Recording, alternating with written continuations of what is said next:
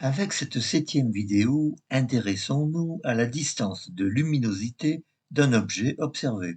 La lumière reçue des objets lointains est si faible qu'ils apparaissent comme s'ils étaient à des distances qui peuvent dépasser plusieurs centaines de milliards d'années-lumière. Essayons de comprendre pourquoi. Prenons comme exemple l'observation d'une galaxie avec un temps de regard arrière de 12,5 milliards d'années. Aujourd'hui, nous recevons sa lumière avec un décalage vers le rouge Z de 5,1 environ, et sa distance actuelle est de 26 milliards d'années-lumière. Mais la simulation nous dit que la distance de luminosité de cette galaxie est de 158,4 milliards d'années-lumière. Que représente cette distance? C'est la distance à laquelle il faudrait placer cette galaxie pour recevoir le même flux de puissance lumière si nous étions dans un univers sans expansion. Comment obtient-on cette équivalence? Tout d'abord, considérons un univers sans expansion. La puissance d'une source de lumière est alors répartie à la surface d'une sphère de rayon égal à la distance source-observateur. Et dans ce cas, le flux de puissance reçu décroît comme le carré de la distance. Dans un premier temps, l'observateur peut ignorer qu'il est dans un univers en expansion. Et il va écrire que le flux de puissance reçu serait égal à la puissance émise au point où se trouve aujourd'hui l'objet observé, divisé par 4 pi fois le carré de la distance de réception, qui est la distance à laquelle se trouve l'objet au moment de la réception de sa lumière. Mais à ce résultat, deux effets de l'expansion doivent être ajoutés. Le premier de ces deux effets est la diminution de l'énergie des photons due à l'expansion de l'espace entre émission et réception. Nous savons déjà qu'avec l'expansion, les longueurs d'onde émission-réception sont dans le même rapport que les facteurs d'échelle. Par ailleurs, l'énergie des photons varie comme l'inverse de leur longueur d'onde. Donc, leur longueur d'onde est proportionnelle à l'inverse de leur énergie.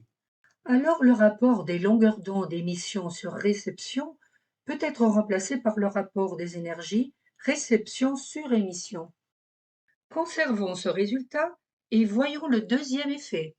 C'est la diminution de la puissance reçue par l'augmentation des durées entre émission et réception, avec, comme pour les longueurs d'onde, le rapport des durées est égal au rapport des facteurs d'échelle.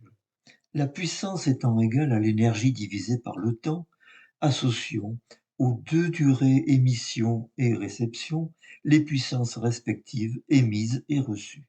Et faisons le rapport entre la puissance reçue et la puissance émise. Ce rapport contient deux termes. Commençons par remplacer le rapport des durées par le rapport des facteurs d'échelle et remplaçons aussi le rapport des énergies par le rapport des facteurs d'échelle. Nous obtenons que la puissance reçue divisée par la puissance émise est égale au double produit du rapport des facteurs d'échelle, soit le carré de ce rapport.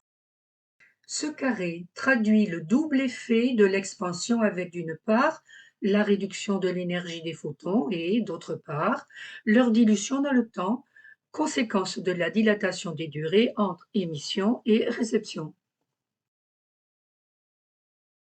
On peut résumer ce résultat en disant que la lumière ou les ondes électromagnétiques subissent une double expansion, celle de l'espace et celle des durées.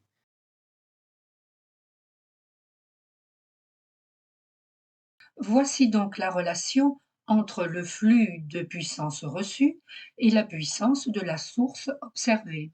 Tout d'abord, simplifions cette expression en disant que nous sommes l'observateur aujourd'hui et donc que A de t réception est égal à 1. Et faisons glisser le facteur d'échelle A de t émission carré au dénominateur avec le carré de la distance. Puis reprenons l'expression du flux de puissance reçu dans un univers sans expansion. L'identification des deux expressions donne la distance à laquelle devrait se trouver l'objet observé si nous étions dans un univers sans expansion.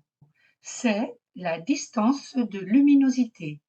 Elle est égale à la distance de réception divisée par le facteur d'échelle pris au temps t de l'émission de la lumière que nous recevons aujourd'hui. Pour illustrer ce résultat, reprenons l'exemple de l'étoile Grendel déjà utilisé dans les vidéos précédentes. La lumière d'Irandel que nous recevons aujourd'hui a été émise 900 millions d'années après le Big Bang. La distance de luminosité est calculée à 201,6 milliards d'années-lumière, soit la distance de réception 27,776 divisé par le facteur d'échelle A, 0,13776, pris au temps cosmique t de l'émission de la lumière. Ainsi, cette étoile dont la lumière a voyagé pendant environ 12,8 milliards d'années nous apparaît aujourd'hui comme si elle était à la distance de 201,6 milliards d'années-lumière. Regardons maintenant les courbes de distance en fonction du temps de regard arrière, le LBT, pour Look Back Time. Au-delà de 8 milliards d'années, soit Z supérieur à 1, la distance de luminosité augmente très rapidement. Avec son décalage Z de 6,26, l'étoile Hirondelle se place ici. Sa lumière est atténuée comme si elle était à une distance d'environ 200 milliards d'années-lumière. Et maintenant, regardons plus en détail pour des temps de regard arrière inférieurs à 2 milliards d'années et prenons comme référence la distance d égale c fois LBT que l'on obtiendrait dans un univers sans expansion. On constate ici que dans des observations de temps de regard arrière inférieures à 500 millions d'années, la distance de luminosité se confond avec celle que l'on obtiendrait dans un univers sans expansion.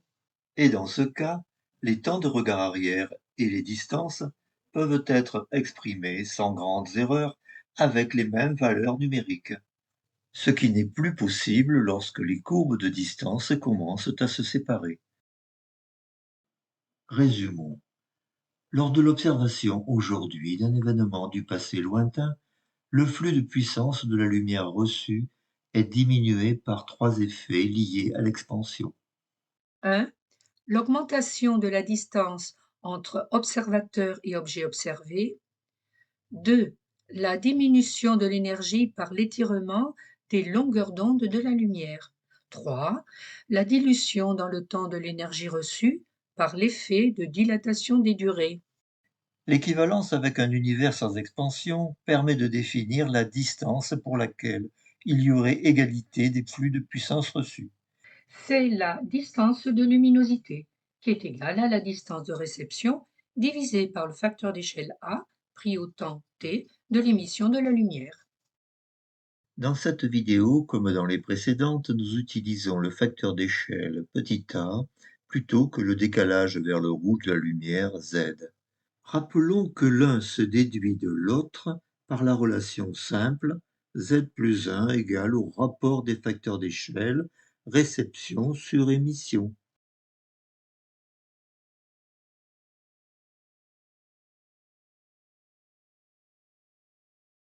Petite annexe.